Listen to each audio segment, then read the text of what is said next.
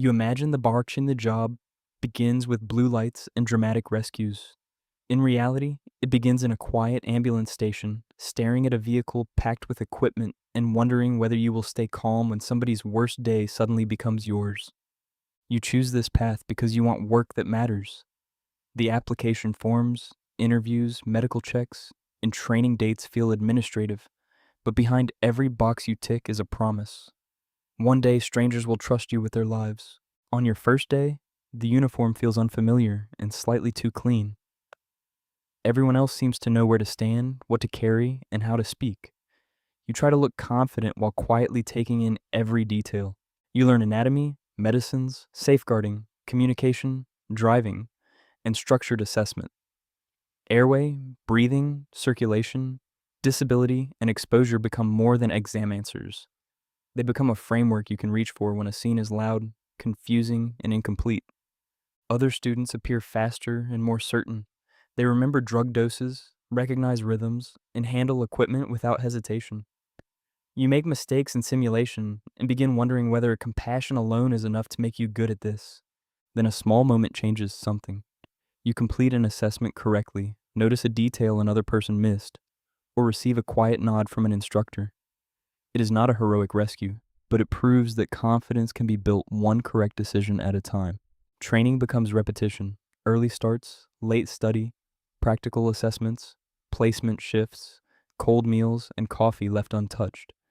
You rehearse until movements become automatic. Because during a real emergency, there may be no spare attention for basics. Your first genuine patient is not arranged like a classroom scenario.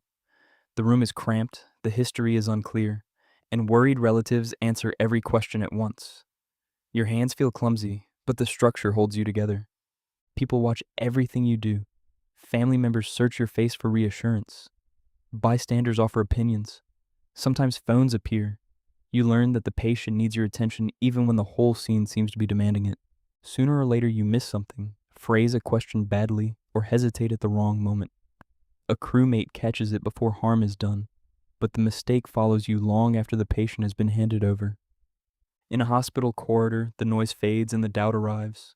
You replay the call and imagine every worse outcome.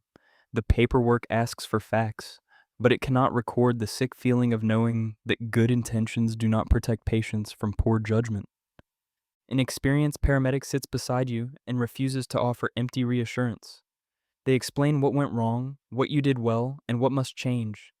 Their honesty feels harsh at first, then becomes the support you actually needed. You return to the books, the equipment, and the scenarios with sharper purpose. This time, you're not studying merely to pass. You're studying because every gap in your knowledge may eventually appear in somebody else's living room. A similar call arrives weeks later. The symptoms, anxious family, and tight space bring back the memory of your earlier mistake. The fear's still there, but now you recognize it and keep moving. You slow the scene down, ask the right questions, identify the risk, and begin treatment.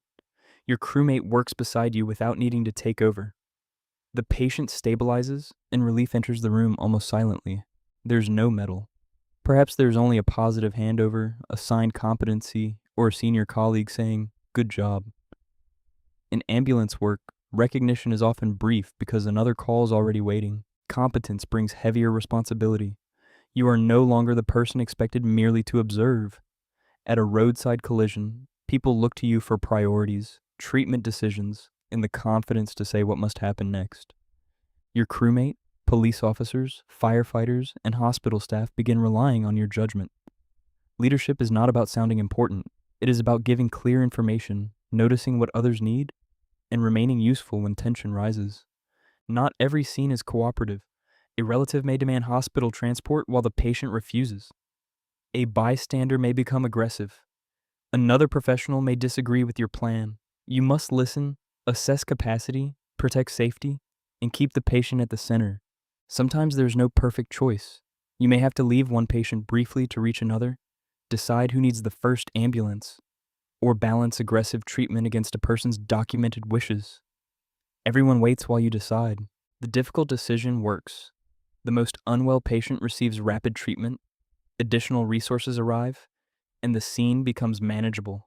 It feels like a victory, but you know the outcome depended on teamwork rather than one dramatic act. With experience, you are invited into more serious conversations. Supervisors ask for your view, students request shifts with you. The station feels familiar now, yet greater trust also means fewer places to hide when something goes wrong. After a successful shift, you may still sit alone in the cab and question every decision. Confidence in emergency care is rarely absolute. The safest clinicians are often those who can act decisively while still respecting uncertainty. The job reaches beyond the uniform. You miss dinners, answer messages hours late, and return home carrying scenes you cannot fully describe. The people close to you learn that sometimes your silence is not distance, it is decompression. A care home call can become a complex clinical puzzle. The patient is frail, the notes are incomplete, relatives are unavailable, and hospital may create risks of its own. The setting looks calm, but the decision is anything but simple. Some incidents draw attention from neighbors, managers, or the media. You may be surrounded by cameras while trying to preserve one person's dignity. The public sees flashing lights. You see a patient who still deserves privacy. Then the radio changes tone. Multiple casualties, limited information, more calls arriving.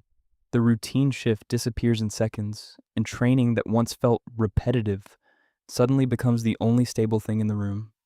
At the hospital ambulance bay, crews arrive together. Patients, clinicians, dispatchers, and managers all need clear information. Noise increases, space shrinks, and delays begin to affect people still waiting in the community. You give concise instructions. Who needs immediate review? Who can wait safely? What equipment is required? And what information must be passed on? Once the first priorities are clear, the confusion begins turning into coordinated movement. The situation worsens before it improves. Another patient deteriorates, resources are stretched, and the next ambulance is still minutes away. Alarms, radios, and competing demands try to pull your attention in every direction. This is where calm becomes a clinical skill.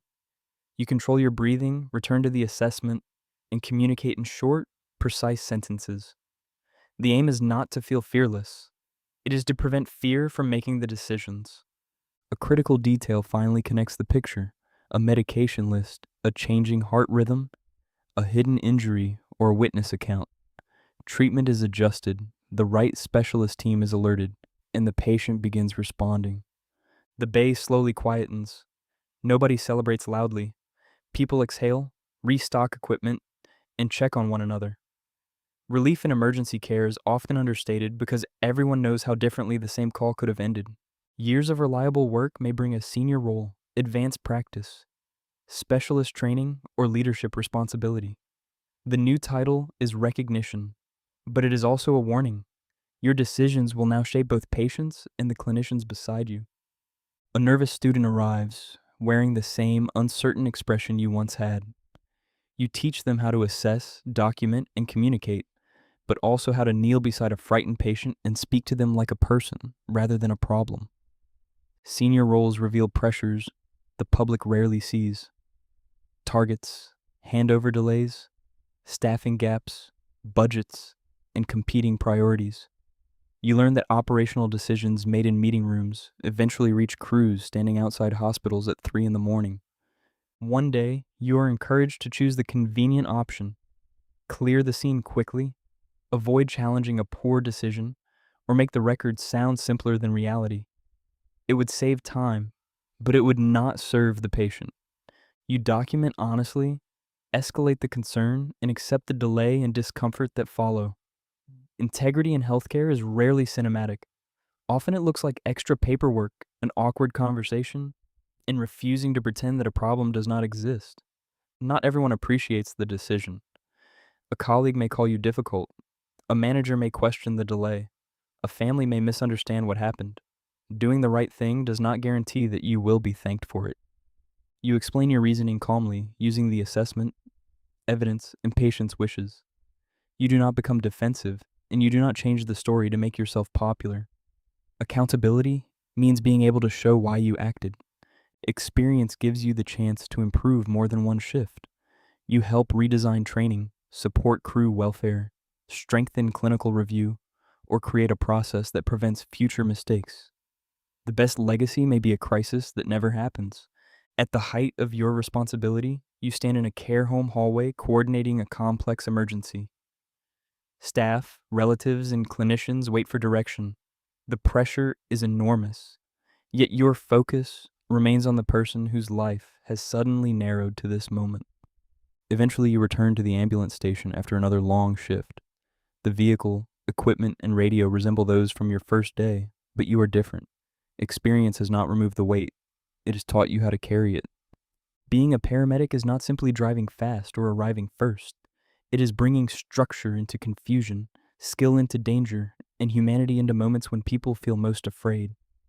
The uniform matters because of what you repeatedly choose to do while wearing it. When the station becomes quiet and the ambulance jacket hangs beside the radio, the work continues somewhere else. Another ordinary day is about to become an emergency, and another crew will step forward to meet it,